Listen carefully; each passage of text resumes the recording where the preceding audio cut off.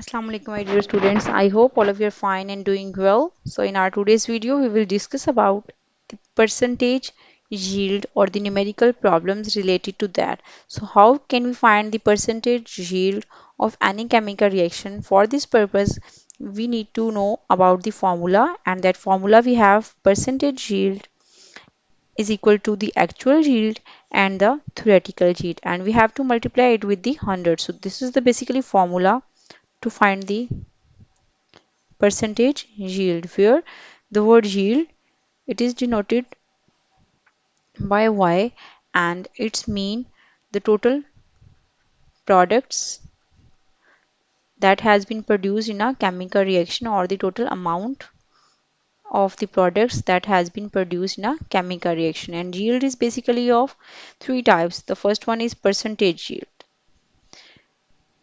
and we have second actual yield, and the third one we have theoretical yield. Actual yield is, it is known as basically the real yield that is produced at the end of a chemical reaction, and the theoretical yield that is calculated, and it is calculated from balanced chemical equation. We have a balanced chemical equation of any reaction, then we can calculate its theoretical yield by using that. So to find the percentage yield, we need to know these two yields of the reaction. For that purpose, here we have one example. In example number one, when a limestone whose formula is calcium carbonate CaCO3 is roasted, then quicklime, that is calcium oxide CaO, it is produced accordingly to the following equation. So here we have the equation where calcium carbonate is going to react and produces calcium oxide and the carbon dioxide. So the actual yield of calcium oxide we have, it is 2.5 kg when 4.5 kg of limestone is roasted. So the actual yield is 2.5. What is the percentage yield of this reaction? So here in this, for the application of the formula, we need to know about three terms. The number one term, here we have the actual yield that is given. Second thing we know, it is the theoretical yield that we have to find. And the third one, we have to know the percentage yield of the reaction. So to solve all that, we have to sort it out the data. The first one thing we have, it is the mass of limestone that is roasted. So the masses are in kilograms. We have to convert them into the grams.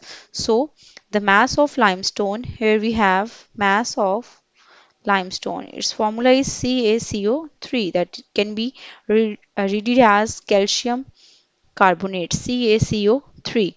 So its mass is 4.5 kg. By multiplying it with 1000, we will get 4500 grams. And the second thing, we have the mass of calcium oxide. It is 2.5 kg. By multiplying it with 1000, we will get its 2500. So this is the actual yield of the reaction. Now the actual yield of the reaction is given. So we will find first the molar mass of the calcium carbonate. So here the molar mass of calcium carbonate, we have molar mass of calcium carbonate. It is equal to calcium 40 plus 12 plus oxygen 16 multiplied by 3, and the answer we just gained 40 plus 12 plus 48. So the sum we have 8 and 2 is 10, 4 and 4 8, and 100 gram per mole. So this is the molar mass of calcium carbonate. And then we will find the molar mass of the calcium oxide. Okay. Next we have the percentage yield reaction that is already given, and I'm going to write it again. Calcium carbonate, when it is heated, It is converted into calcium oxide plus carbon dioxide. So, according to the balanced chemical equation, molar mass of calcium oxide we have 40 plus 16. This is 56 gram per mole.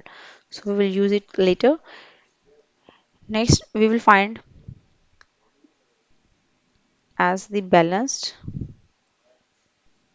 chemical equation. According to this equation, we have 100 grams of calcium carbonate gives calcium oxide. It must be 56 grams. But if we have 1 gram of calcium carbonate, it gives 56 divided by 100. And on the other hand, if we have it's 4500 grams of calcium carbonate, it must give calcium oxide 5600 multiplied by 4500. So here the theoretical yield must be 2520 grams of calcium oxide. Now we will find the percentage yield. Percentage yield, its formula, we have the actual yield divided by the theoretical yield multiplied by 100. The actual yield was mainly 2500 grams and the theoretical yield we have 25 and 20. By multiplying it with 100, so the percentage yield that we gain, it is almost 99.2%. So here some of the reactants having the side reaction or maybe absorb the impurities or they do not react completely. So the percentage or the efficiency of this reaction is 99.2%. This is all about today's lecture. I hope you guys understand, and if you have any queries, you may ask me about that in the comment section. And in the next topic, we will discuss about the chemical reaction that is involving limiting reactant, and we will take the examples from daily life. For that time, you guys have a good day and Allah Hafiz.